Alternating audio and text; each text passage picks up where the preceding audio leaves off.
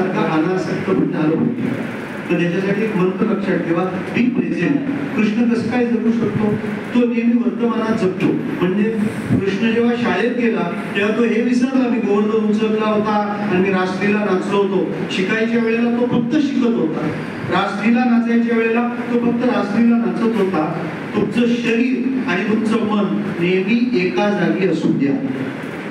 Okay, वाक्य लक्षात राहील. शरीर आणि मन नेहमी एका जागी. शरीर पुस्तकात आहे आणि मन मेटिनी नाही चालायचं. शरीराला राहण्याचं जिथं कंपल्शन आहे तर आपल्या मनाला तिथं ठेवावं लागेल. आणि तिथं ठेवताना ते तसं राहिलं नाही, बळजबरी केली तर गडबड होते. पुस्तक वाचायला घेतलं की झोप येते. पबजी 2 वाजेपर्यंत काहीच त्रास नाही. मग त्या मनाला थोडं समजवा. ओके, त्या मनाला थोडस लालूच लावा ना. त्याला सांगा तू एवढं कर, मग तुझ्या मनासारखं तू सांगशील तसं. असं आपल्या मनाशी आपण बोला. विद्यार्थी मित्रांनो, तुमच्याशी कोणी पण बोललं आणि तुम्ही कोणाशी पण बोललात तरी जोपर्यंत तुम्ही तुमच्या मनाशी बोलणार नाही तोपर्यंत तुमची उत्तरं तुम्हाला मिळणार नाही. प्लीज तुम्ही तुमच्याशी बोलायला लागा. आणि तुमचं एक मन खूप चांगलं असतं. जे तुमचे निर्णय चुकले तर मला सांग, मी तुला नको म्हणालो. त्या चांगल्या मनाचा ऐकत चला.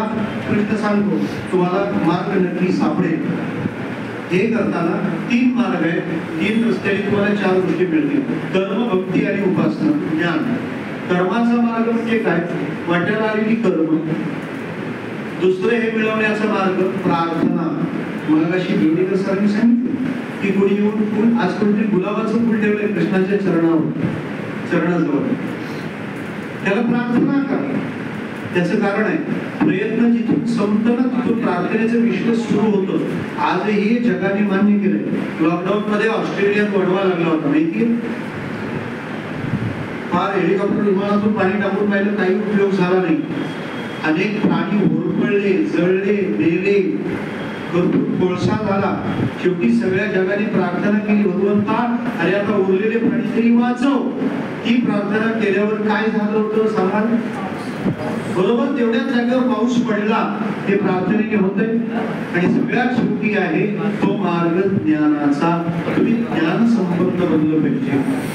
कर्म करा, उपासना म्हणजे प्रार्थना करा आणि ज्ञान संपन्न व्हा. मगाशी मॅडमनी सांगितलं जास्तीत जास्त वाचन करा. कारण आपण जे जगतो त्याला आपण काहीतरी प्रामाण्य शोधतो आणि आपला एखादा सोबती चांगलंच प्रामाण्य देईल सांगता येत नाही.